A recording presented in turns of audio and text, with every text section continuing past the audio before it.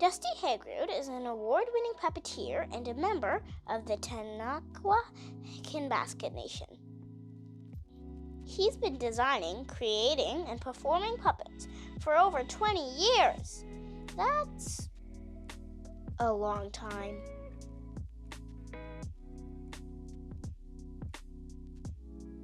We came to visit him at his studio, Color Sound Lab, to learn how to build a puppet and bring it to life.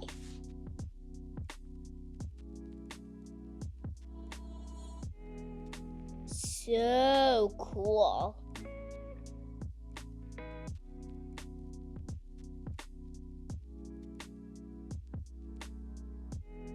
Naima's Wonderworld.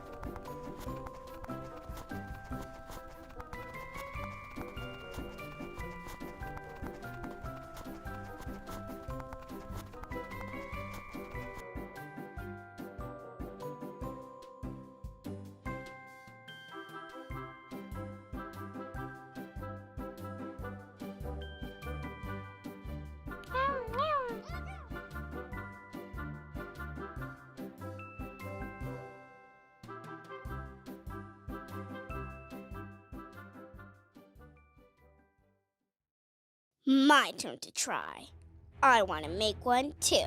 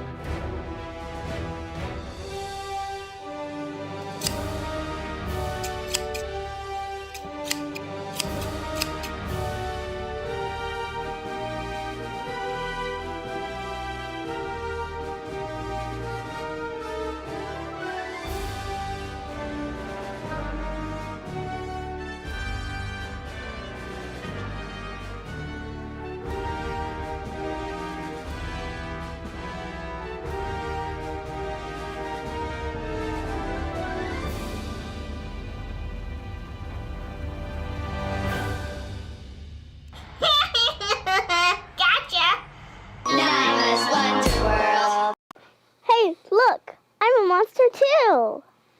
Monster?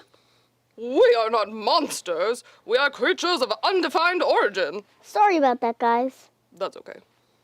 Hey, Dusty, I made my own puppet. Do you want to see? Yeah. Well, meet sock. I have eyes in the back of my head, too, you know. That's like a potato. They've got really a ton of eyes. Hey, what's your name? I'm an ant. That's my name. I get that you're an ant, but what's your name? I'm an ant. That's my name. I'm an ant. I'm an ant. Confusing. I know. I'm Sock. Nice to meet you, Sock. Cut! Let's talk to Dusty. Hey, Dusty, when did you start wanting to make puppets? When I was old enough to start watching Sesame Street. And how did you become a puppeteer? Dumb luck! No, it's true. I was very lucky to meet up with some fantastic puppet folk in my early college days, and I've been doing puppetry ever since. What makes every puppet special? Sorry about the jiggling of my eyes. It's natural. Oh, that's a great question. I would have to say... Well, you better figure it out fast, you moron. You're not going to include that, are you? I would have to say the puppeteer behind it. Interesting. Because otherwise, it's just a doll, and it lays there dead, doing nothing until someone picks it up and breathes life into it. Kind of makes sense. How do you make a puppet come to life? Well, the first thing is by putting your hand inside and breathing. You don't have to breathe like that all the time, you know. Like, no, but it's important to actually just have subtleties. So you see how she looks like she's breathing? It's always important to keep the puppet alive, because otherwise it's just a dead puppet, just doing nothing, staring. So it's always good to keep movement and interest and expression, and even if they're not saying anything, they're still saying something. What's she saying now? What about now? What about now? What about now? See what I mean? Mm-hmm. Woohoo! The most exciting puppet you've ever got to work with. Oh, I think my favorite puppet to work with is... Oh, that's a really hard question because I love them all a lot. But I think the most excited I've ever been was when I actually got to put my hands on Sprocket from Fraggle Rock, because that was a show I grew up with as a kid, and then I got to work on it as an adult. You did? I did. Cut!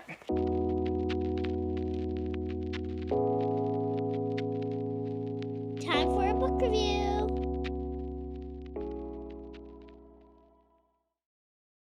Naima's Wonderworld.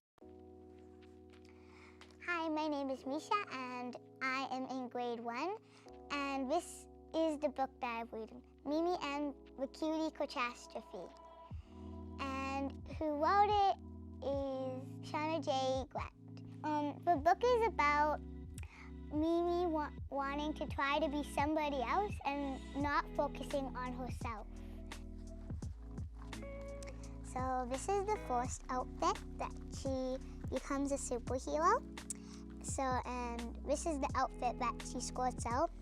And so this is what Mimi looks like when she turns into a superhero. When she becomes a teacher, she looks like this. And she's trying to be smart and teaching other people. And, well, this is what it looks like when she's trying to be too cool for school. Yeah, so I think this is it, yeah. So, those are what she squirts out of her. And yeah, so those are the outfits that Mimi wears.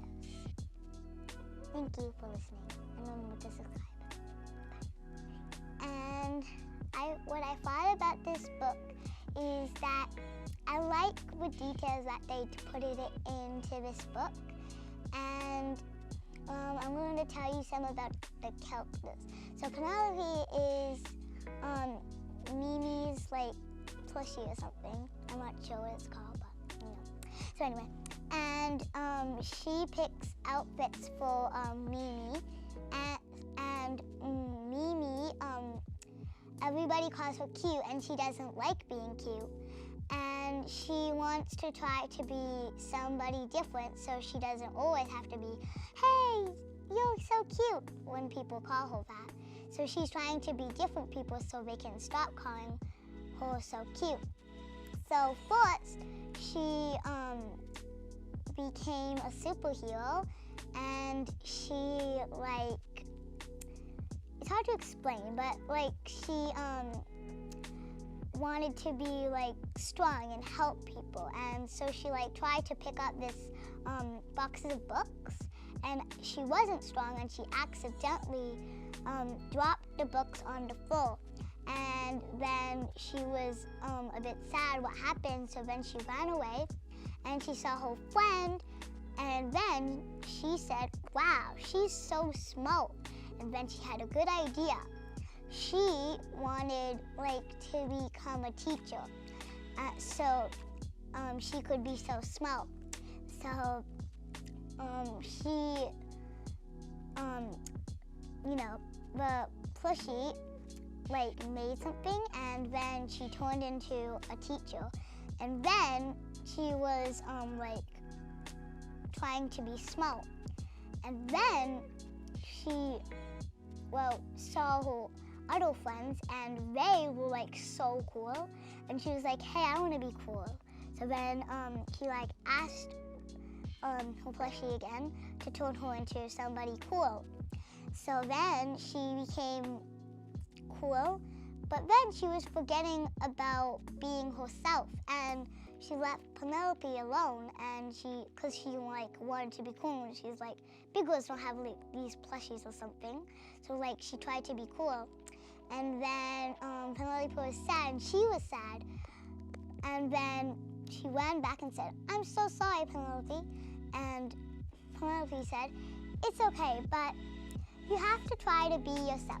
And that's same for you guys. Don't try to be somebody else. Try to just be yourself. But don't take my word for it. Use it for yourself.